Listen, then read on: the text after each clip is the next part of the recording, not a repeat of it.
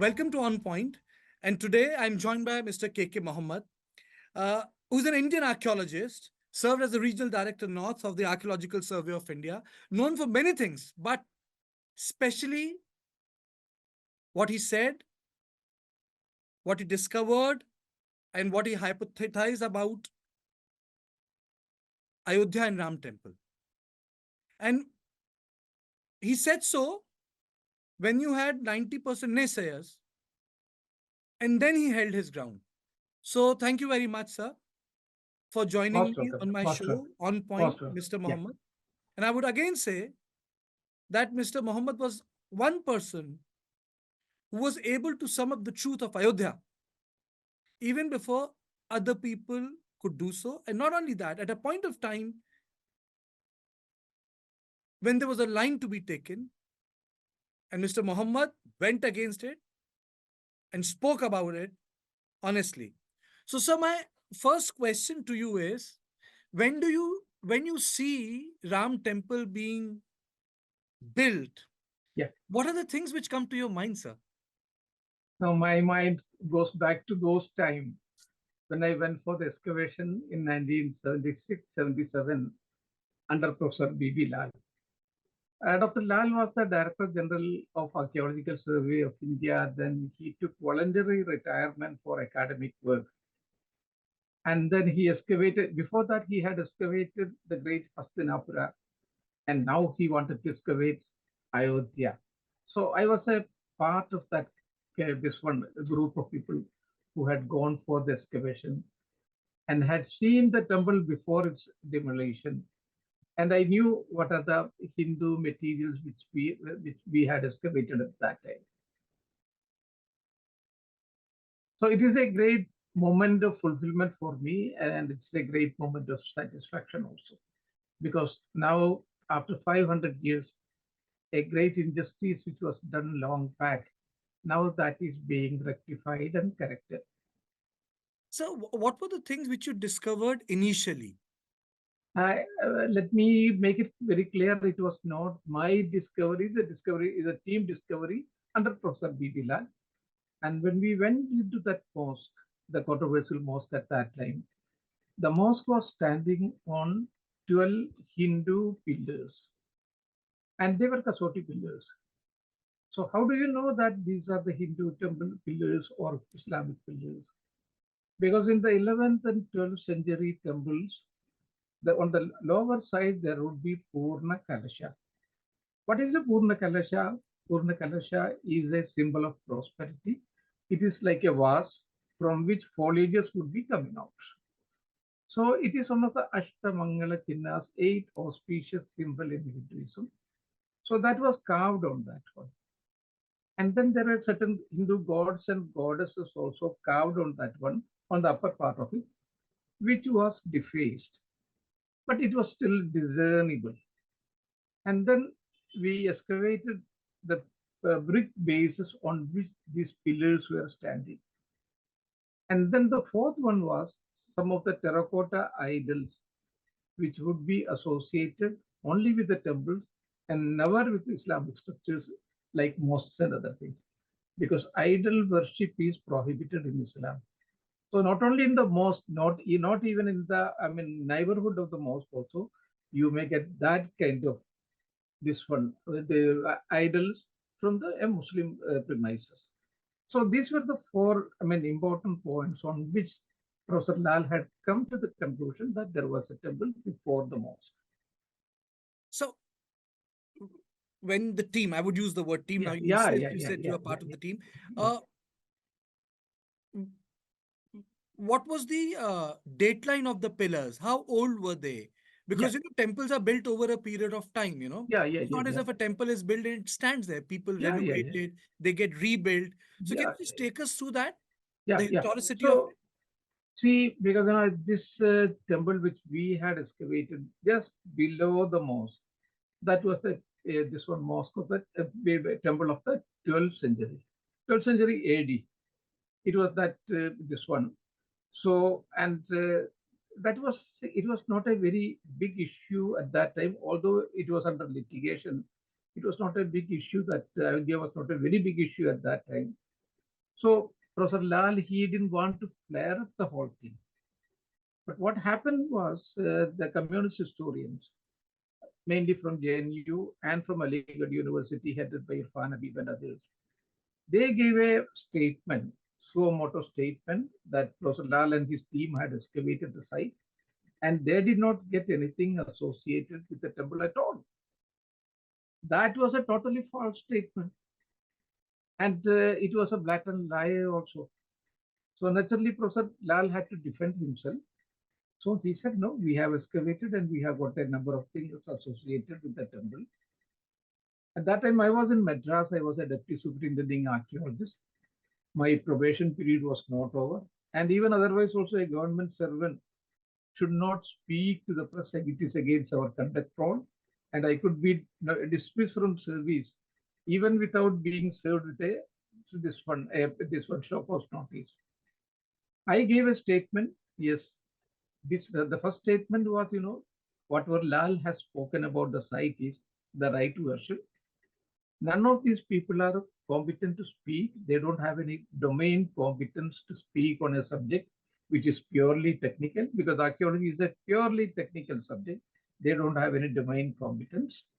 And the second thing is, none of them had visited the site also during while the excavation was going on. And even after the excavation also, they have not visited the site. And then how can they make such a this one comment upon the site? So this was a terrible blow against the organized Marxist group of JNU and Aligarh University, because they had a lot of connection with the press, and the other press was not active as it is now. So it was a terrible blow, and there was no reply at all from them. It was a dead silence from that side. And then this one, and I also added that this site is as important for Hindus as Makkah and Medina are for Muslims. For Muslims, it is simply a site associated with Baba, which could be shifted to any place, any place. But for the Hindu community, they cannot shift the place from this place to another place. And Muslims had no association with any of the important people also. Had it been associated with Prophet Muhammad, I would have said that yes, Muslims also has a claim in this one. And the second most important people in Islam is for Khalifas or for Caliphs. Hazrat Abu Bakr, Hazrat Umar, Hazrat Usman, Hazrat Ali. It has no association with all those people. Or some of the great sheikhs, awliyas, like Khwaja Nizamuddin Awliya or Khwaja Muinuddin Chishti. It has no connection with those people also. And then why should the Muslims community, they should take this kind of stand. I mean, they should not have taken such a hard stand, and they should have willingly handed over the site for constructing a magnificent Hindu temple. So that was my argument. I mean, that's what, and there was no reply at all from the other side. Uh, you know, can you take us through some specifics and unknown aspects of Kashi Vishwanath? Because Kashi Vishwanath is also in news. Yes, How is it similar and different from Ayodhya? yeah. So Ayodhya, because in Ayodhya there was no site at all for the Hindu community, no site at all. But in this one Kashi Vishwanath, of course, the Vishwanath is there, but I mean, in between that, we have got the Gyan Vapi. So, at least, I mean, for the Hindu community, there is a site. And also in Mathura, also. Exactly, because, now I think there was this one discussion in 1968 and then in 1976 also. So, they had come to some kind of understanding and other things, although it is not full. And the case is under litigation also. And the thing is, because, about these two places, there are evidences, and especially there is a book known as Maasire Alangiri, in which the author Saki Mustahid Khan has specifically spoken about these two places. So these are the three important places. Muslims should make a willing this one, this donation of this sites to Hindu community. That is my this one feeling. so that you can, because and at the same time the Hindu community also should come together. They should say, we'll stop at these three places, we'll not go beyond that one, as the Satsang Chatterjee has said, that we should not go and look, I mean, whether with this one, if is there any this one Shivalinga behind every mosque, that should not be our attitude. And the Muslims should come together and they should take a decision without the intervention of the communist historian. Because if they are there, they would of course manipulate things. So we have to keep them aside. And then the Hindus also, they should come to an understanding. Let us make this one decision that we will not go beyond these three. So that is the final solution. That is what I think. When you looked at the photographs which came out in the public of the Wuzukhana, in Yeah, the controversy which took yeah, place, yeah, yeah, yeah, uh, yeah, yeah. what did you make of it? Those initial photographs, you have Mhm. years and decades of experience. Yeah, yeah. Because that is, I mean, it was not very clear. The photograph I got, it was not very clear. You may argue both sides, I mean, this way or that way. But for that, there are literary references out there. I'm not talking about the Shivlinga, but the whole structure itself. And if you look at the Sringar Gaudi with that Nandi, which is looking towards the whole structure, because I had been to that place, several times, not 10, 15, 20, several times to all these places. So I know the layout of the entire thing. And if you look at that Nandi looking towards the mosque, and I know what kind of pain a Hindu person. It's a kind of excruciating Is pain that from Nandi is a reaching. giveaway technically? Is it part of Hindu iconography? Yes, The pos- that is the vehicle of Lord Shiva. Vahanam Vrshabho Yasya Vasugi Kandabhushanam Vame Shaktitaram Deva Vakaraya Namo Nama. It is part and parcel of the Hindu temple complex. So, and I have seen, because I was alone. I was only a Muslim, and all others, my with this one companions were Hindu. I know what kind of pain they have been suffering when they reach there. It's a place of national insult for any Hindu, for any Hindu. So Muslims should have willingly, I mean, they should have understood, appreciated these things, the emotions of the Hindu community, and Mis- willingly supported. Mr. Mohammed, can you take us through the uh, certain unknown aspects of the temples which existed in Ayodhya, Kashi, and Mathura? How old were they? When was the last time they were rebuilt as per ASI's understanding? What form were they built? It What was because most of the Hindu temples of this one, that is North India, this is known as, there is a typical shaili known as Nagara shaili.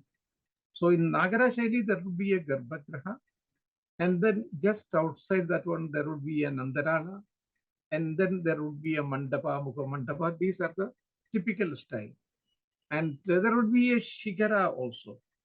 So that Shigara, and then that Shigara would be crowned by an Amalka and a Stupi also. That is, I mean, a water Kalasha also would be there. That is a typical temple of the North India. And that is all over North India, you can see it. Especially in the Madhya Pradesh, you can see in UP, you can see it in all these places. And a similar temple is now fortunately coming up on this one, I mean, at Ayodhya also, and hopefully it would be consecrated on 22nd of January, which would be a great day for the entire country. So, do you think that Ayodhya, Kashi, and Mathura were built at the same time, or Kashi was built little later during the time of Marathas rebuilt? Yeah. And in terms of antiquity, which one do you think is the oldest, Ayodhya, Mathura, or Kashi? No, because Ayodhya was, I mean, it was during the Ahalya Bai. Sorry, not this one, Kashi. That was during Ahalya Bai period. That is a Maratha Ahilyabai period. Holkar. Yeah, Ahalya Bai Holkar. That was roughly around 1780 or 1740, in between. I'm with this one. So that is a different set of architecture. And in all other places, we have got that this kind of remnants are there. So from that, I mean, one has to build up the entire thing. But now, whenever you make a new construction, we have to see the requirement of the new population also. So from that angle, the structure which is now coming up with a height of 161 feet. That would be a wonderful one, and it has got enough spatial this one space also, so that people at one go people can come in great groups and they can go and worship. So it has got all the facilities there. Okay, you're an archaeologist, and I know you have a great avid understanding of history also.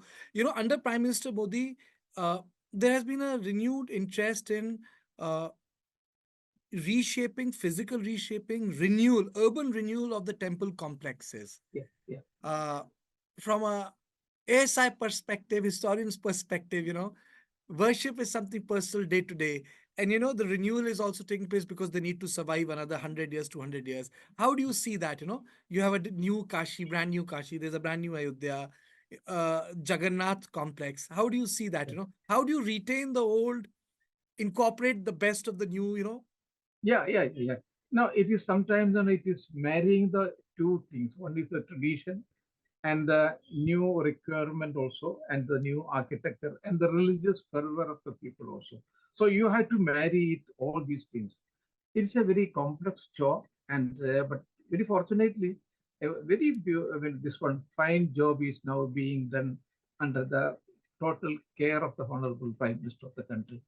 But uh, I should caution, because we have to take that kind of interest in the ancient monuments also, because I have been doing a lot of work at Bateshwar, along with the Champal dacoits and other things. Bateshwar is in Morena district.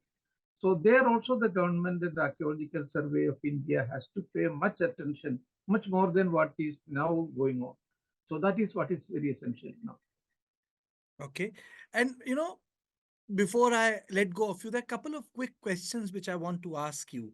Yeah, One is about how does one redo the old temples which are crumbling? And yeah. do you think that can ASI do that job which it has you earlier used to do for places like Angkor Wat in India?